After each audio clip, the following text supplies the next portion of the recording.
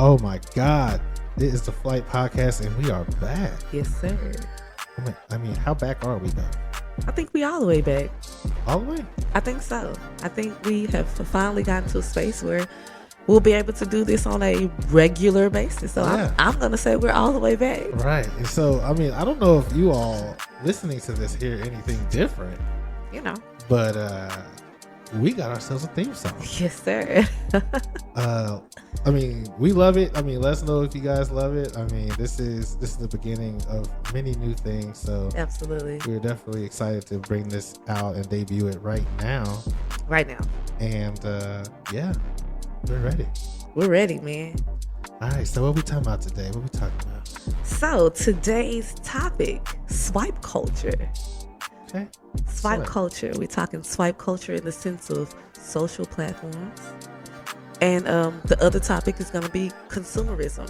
Okay. How we play a part in this whole swipe culture. Yeah. So yeah, as he said, we're doing a two-parter. So this swipe culture thing was just an idea that I got from a TikToker who had said that it's not natural for us to be able to open an app, look at a funny video, and then we laugh, haha, and then we swipe, and then we see someone's whole life falling apart. Maybe they just found out they had this disease, or they lost their home in a flood or a fire, and then we're like, oh, our heart is going out for 2 seconds, and then we swipe again, and then we see some cats and dogs, and they're like, oh, that's great. And then so we're going through this full range of emotions, and we're doing it so many times per minute that I feel like we're just going to become numb to just real life.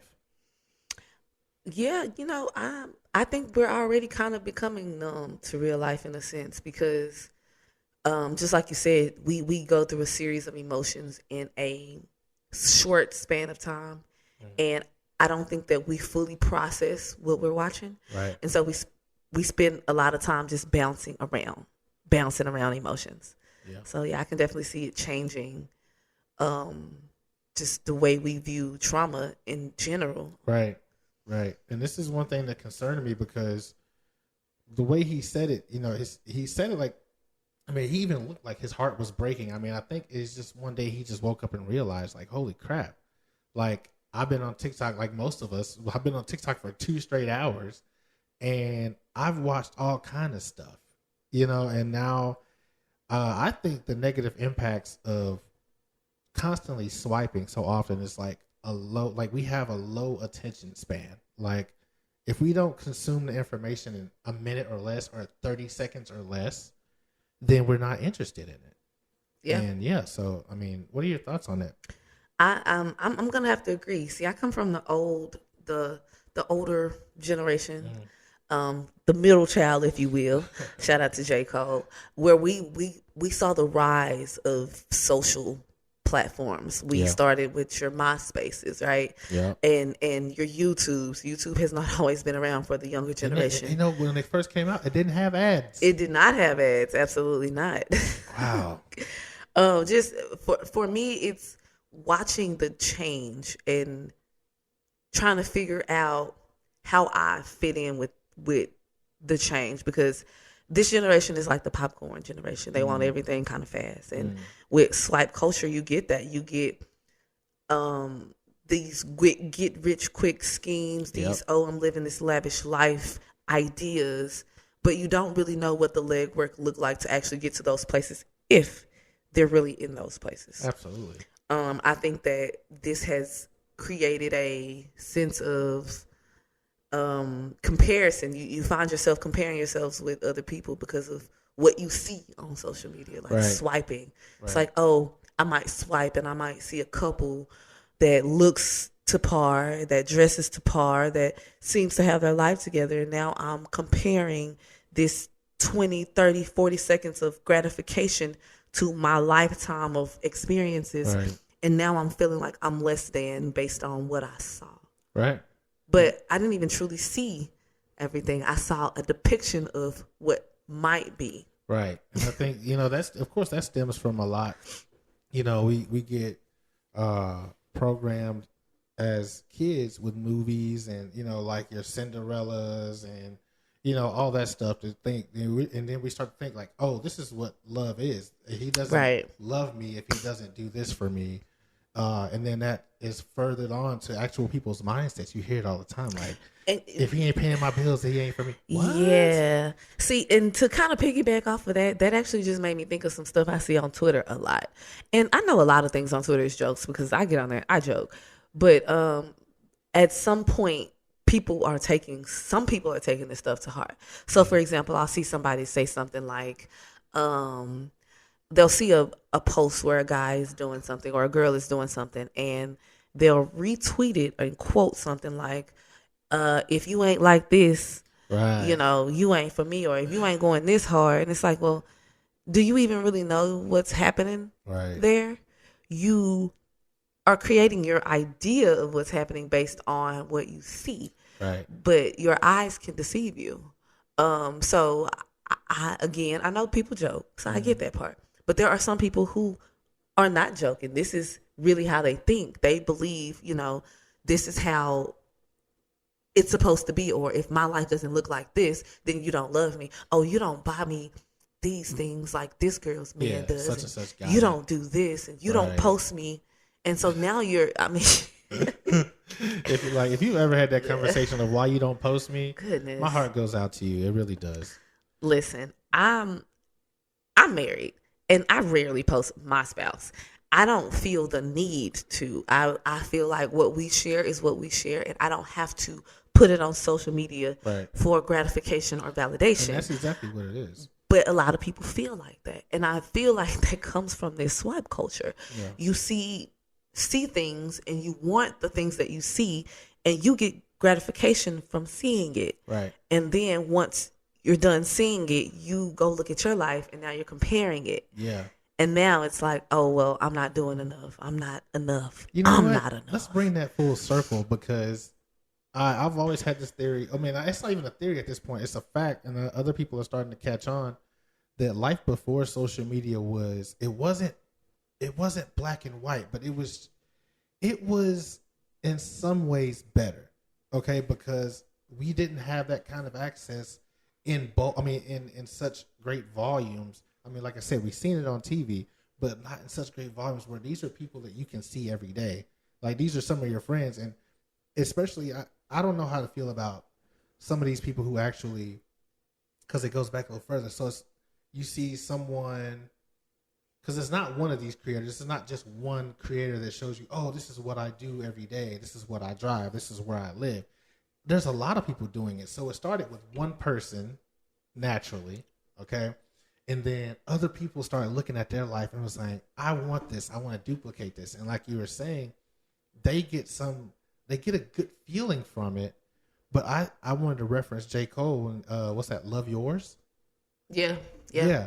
No, everybody is looking outside of their life into this small lens of your smartphone, and you're seeing someone else's life, whether it's made up or not. And then you get distracted from your own life, and it makes you ungrateful for what you already have. Yep.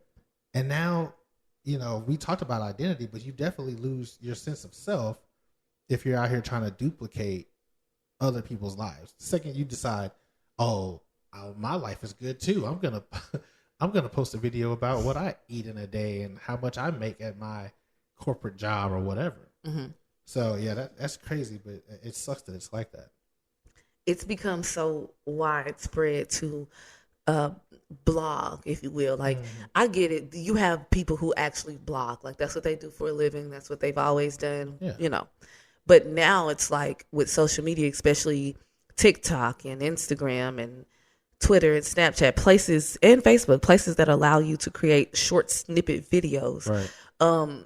It makes you feel like a vlogger in a sense, because every waking moment you feel like you need to capture it. Right. And when you're doing that, in my opinion, you're not living in the moment, because that kind of goes back to being present. Like, how can you truly be present if you got to stop and pull your phone out, or stop and grab your camera and hold it and do retakes and get the angles? You're not really enjoying where you are when you're in those moments. But because it's become so normalized. You go out to eat with somebody. Hold on, let me take a picture. Hold on, let me video this. Right. Some of those people get paid for that. And I get it. It's now a job. It's not even, it's not fun anymore. It's a job. You're doing it because you get paid to, not because you love it. And you may love what you do. Right. You know, not to say that everybody that does it doesn't love it. But a lot of these people are doing it because of the instant gratification it gives you in a couple of senses. You get fans, supporters, people that validate you. Right. You get sometimes money from social platforms that will pay you. Yeah. Right. And then you get status. Now people know who you are. People respect you differently. People know your name when you walk outside, and that feels some type of way. Right. So you like the whole package of gratification. So you keep doing it. And the more followers you get, the more time you spend on these platforms, I mean, in a sense, the bigger your head might get. Man. And then you'll be shooting out these videos and whatever the case is all the time. Right. There was a dude that made a video. It was, in satire, of course, but it's reality. The day in a life of a vlogger, or like a lifestyle vlogger. So you got to have a camera stand. Okay. Mm-hmm. And you got to set this camera stand up just right to, he said he did a few clips. So one of him walking out the door, one of him getting in the car. I've seen episodes like that. Yeah, one of him starting the car, and then he has to go back to the camera and hit stop, and then he has to edit it later. Exactly. It's a full-time job. Like, listen, truthfully, I'm technically a digital content creator, and I just really started with this, and it's really a full-time job.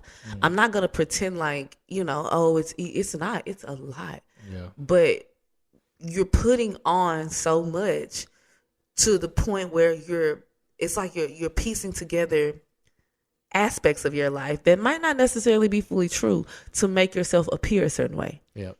And then you're putting that out on social media, and then again, you have these people who follow what you do like it's Bible to them.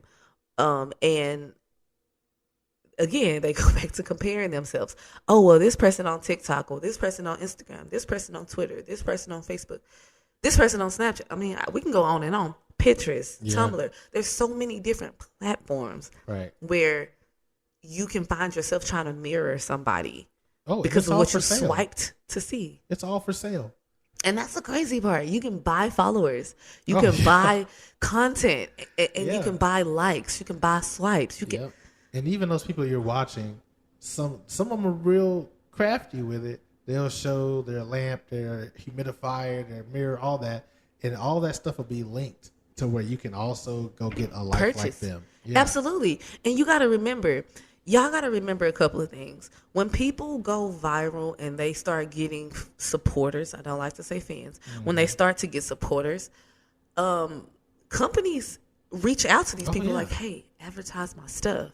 Right. They pay these people to put these, to plug these things, right? And those paid partnerships are the reason why they keep making videos, because those things have to make cameos. Absolutely. If this crystal water was paying me, I'd be drinking it in every episode, talking about how delicious it is. Because I need you to buy it, because you buy it, I get paid. Absolutely. Consumerism. Everything is for sale. Everything is for sale. What I'm telling you right now is for sale. Somebody's going to listen to this and be like, she got a point. She ain't wrong. And may try to partner with us to, man, listen. This stuff runs so deep. Yeah, it's crazy how it all goes full circle. But, this episode is really just to, I'm not going to say wake you up. I mean, you're going to do whatever you want to do. I really, that type of thing, that type of awareness is often passed on, but it's received sometimes when it's too late. Right. And that's one thing that I've been a victim to, is wanting to do something that I seen online so much that I didn't even know why I wanted to do it. I just knew it looked nice, and it could have just not even been my style. And I'm out here trying to replicate something that doesn't even fit me. Again, that goes back to identity. If you haven't checked the identity episode out, do that. Absolutely. Absolutely do that, because a lot of the times when we're searching for, if we feel like something is missing, and we don't really know what it is, we're going to try different stuff. We're going to mimic what we see until we find ourselves. Yeah. One of the greatest things I've ever heard or read or lived by is the only way to know who you are is to know who you're not. Oh, man. And the only way to find out who you're not is to experience. Right. And so I'm not here to bash swipe culture. I'm here to bring light to swipe culture so that you can just examine yourself to see how you fall victim. We all fall victim to it, even myself. Right. We fall victim to it because we're human. It's a system designed to keep you coming back for more, to keep you wanting more. I can't call you a consumer if I'm not giving you anything to consume. Right. So I don't want people to think that we're getting on here to bash social influencers, to bash vloggers. No, that's not what this is about. It's to bring awareness to what's happening so you can figure out where you fall in these categories. And if you don't feel like you need to do anything about it, then don't do anything. Right. If you feel like, hey, I need to capitalize off that, hey, by all means, do what you feel is necessary. Right. My goal is to help you see. Right. That's it. Yeah, it's a product. It's a product. Products need to be sold, but they're going to do their best case in people who actually can use them and who need them. Everybody can't do everything. Absolutely. So just, be aware that if you feel something off, that's your spirit telling you that maybe it's not for you. Right. Absolutely. And again, like I said, I live by you don't know who you are until you know who you're not. I've experienced a lot of things. Excuse me. I went through, periods where I was acting and being somebody that I wasn't. But I had to go through those things to figure that out. Yeah. So I've mimicked people I've seen on social media. I've wanted a certain lifestyle based on things I've seen. I've had relationship goals based on, the things I've seen on social media until I learned and grew and experienced life for myself. Yeah. For me, this is really more so for the younger generation. I mean, the generation like the teenagers through early adulthood, so that you can help find yourself. We grew up in a generation where, like I said, social media wasn't this prevalent. Right. So we found our identities in other ways. Yep. Whereas now everything is online. Yeah. Everything is online. There ain't nothing you can't find online. Right. And so with online being at the tips of a child's fingertips, that's a scary world. Absolutely. So you would want to control what your children are swiping and consuming. I mean, I see on TikToks teachers talking about, their students wanting BBLs and wanting, all kinds of different things, grown-up things, and it's because of what they consumed on social media.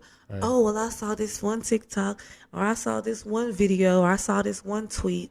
It's like, at what point do we step in as a community and say, hey, that's not for you, or hey, here's a different route?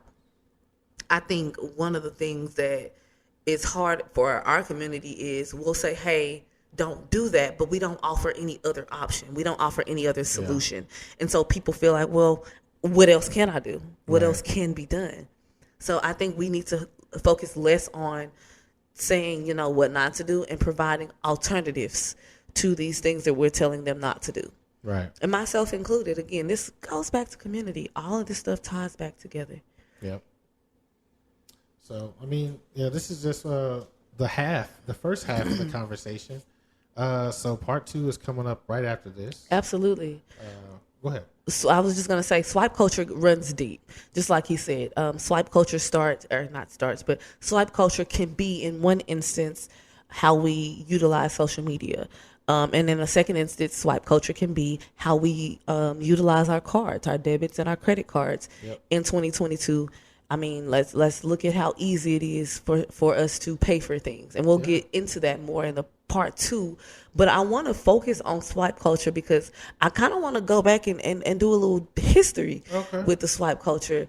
I know you and I was conversing before this started, and we talked about Vine. Oh, man. So I kind of want to, before we wrap this up, I kind of want to touch on that. That's where it all started. Yeah. Vine, I agree. Vine was, for those that don't know and don't remember, Vine was a platform where you could create 6-second videos. It cannot be longer than 6 seconds. It could be anywhere from 0 to 6 seconds in time. And in that time, funny instances were taking place. Right. People were able to create dynamic videos in 6 seconds and create whole career paths for and themselves. legit whole career paths. And I mean, like, people King really Batch. blew up. Yeah, King Batch. He's been in movies. He's been on Netflix. He's had comedy specials. I mean, people have really blown up from this. If y'all don't remember Meech was on Vine as well. He's big following on Instagram, big following on Twitter. He does a lot with suicide awareness and mental health awareness. Shout out to Meech Demetrius on Twitter. A bunch of little J. Cole, the female J. Cole, Jaycole. Yeah. She did a lot of funny videos. If you remember her from Vine and from Facebook, she was very prevalent and still doing her thing. I mean, I remember several people from Vine that kind of took off. I think for me, that was one of the first instances where I was introduced to swipe culture. Yep. Because, I mean, 6-second videos of gratification was, like, amazing. Yeah. And it was even to the point where they were, like, banning Vines. Like, y'all remember, do it for the Vine. Right. I ain't gonna do it. Do it for the Vine. I ain't gonna do it. Shout out to that little girl. I don't know where she at these points, but hey, she out here. Lil Terrio. Ooh, kill him. Yeah. Lil Terrio. Y'all remember Lil Terrio? Shout out to Lil Terrio. He out here getting healthy, you know, taking care of himself. He done grew up a lot. And I love to see that. I love to see it. I love to see people thriving. So I come from the Vine days, and I remember what it was like to be in a loop. Yeah, I remember that, being caught in a loop. I remember the first time I watched a Vine, and I didn't understand that a Vine was only 6 seconds. And so I'm watching the same 6 seconds over and over until I realize it's the same damn 6 seconds over and over. I think that's kind of when I was introduced to loops in videos. So definitely was a big starter for a lot of things we see. Oh, yeah. A lot of things we see. Paved the way for, you know, like places like TikTok that influence creators to be funny very quickly. Yes. And capture the audience before they swipe on to something else. Yeah, that's hard. I don't think people understand how hard it is to for one, capture an attention, and then two, keep the attention. Right. And keep people wanting to come back. So to be able to do all of that in 6 seconds or less. Iconic, yeah. That's crazy. Shout out to Ice JJ Fish. He just got married. What? Yeah. Did he sing at his own wedding? I don't know, but it's something about your girl. Hey, it's something about that girl that he married her. Yeah. I love that for him. And I mean, he was, again, I brought him up because he was on Vine. He was on Vine and he was on Twitter. Listen, he was on YouTube too. Guys, Vine is where a lot of this stuff started. So these quick videos. Yeah, now swipe culture has spread out to what? Reddit, Twitter, everybody. Facebook has got their thing now where you could just keep swiping and watching. Snapchat. Oh yeah, that's tap culture right there. Yeah. You remember you used to have to hold it. Now it just play. You used to have to hold a button to watch the snap. Right. I can't lie. I think that was one of the things that separated Snapchat from everybody.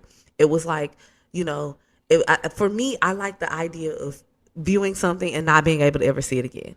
Right. So, like, for me, when they started doing the whole replay and screenshot, and it was like, okay, you're taking away from the fun. Right. The fun was, it was up for 24 hours. I could watch it if it was sent to me personally. I could watch it one time only. And if it was something gratifying, I just had to remember that's shit.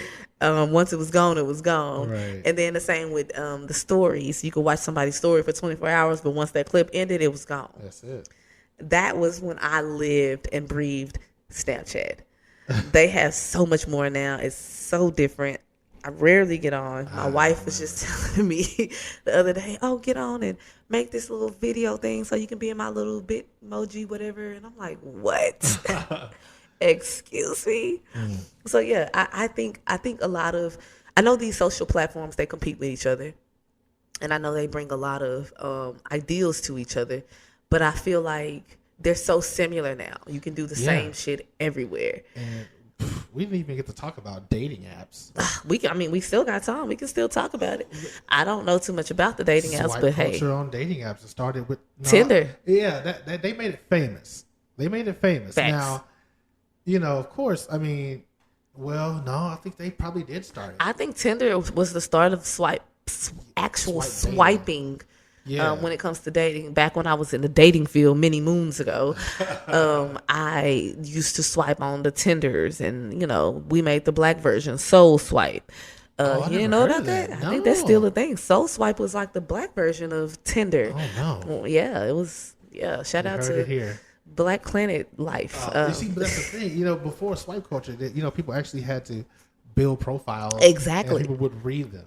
Yeah. Now it's going off your face. Oh, you got nah. Yeah. See, it go in the man. That lets you know how shallow we are as people, because it's like, oh, you look good. I'm gonna look at your face first. Now let me read about you to see if you're a good person. It's not, oh, let me see if you're a good person, then let me see what you look like. Right. We kind of reverse things. I think all of it matters. Honestly, I think you as a person matters more than how you look. Yeah. So again, I think swipe culture has helped to switch that to being more so about your looks than about who you are. I know I've seen personally on Twitter a lot where a girl or a guy will screenshot a Tinder or a Hinge. That's another one, a Hinge account, and they'll post it on social media and be like, look at what this MFer saying. Look at what they're requiring, the nerve of them. And they'll be like analyzing and breaking down this person's profile. Terrible. And it will be like the craziest thing. Oh my God. And listen, the copy and pasting of the Tinder algorithm, it went on everywhere. Now Plenty of Fish has got it. BLK is around. I don't know anything about a BLK. Everything. First of all, listen, I come from the Plenty of Fish era. Like, I was on Plenty of Fish when Plenty of Fish was popping. I was on Plenty of Fish in college. Okay. And I didn't even know it was still around. Yeah, still around. Did not know that. It's not. If you ever want to take dating seriously, don't ever go to Plenty of Fish. Plenty of Fish is somewhere. Listen, I got catfished on Plenty of Fish. Okay. That's an episode for another day. Okay. I definitely got catfished on Plenty of Fish twice. I got catfished on Twitter. So yeah. I'm not opposed to meeting people on social sites. And I mean even friends. Like I'm big on being social and meeting people and getting to know people.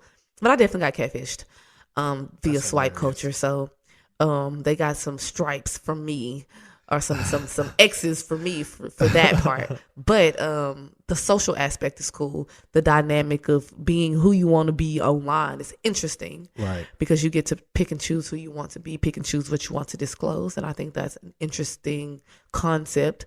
But I think also the idea of swiping to like somebody is just interesting. Programming at its lowest quality.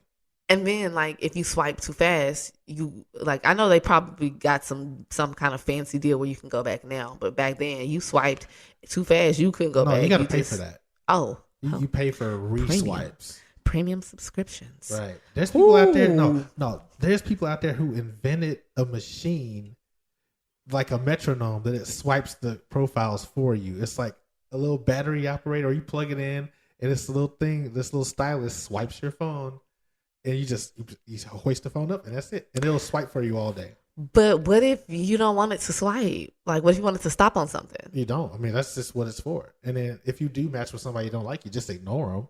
But that is doing all the work for you. So they set this phone up, and it's just doing this for hours. But that's weird, because how do you...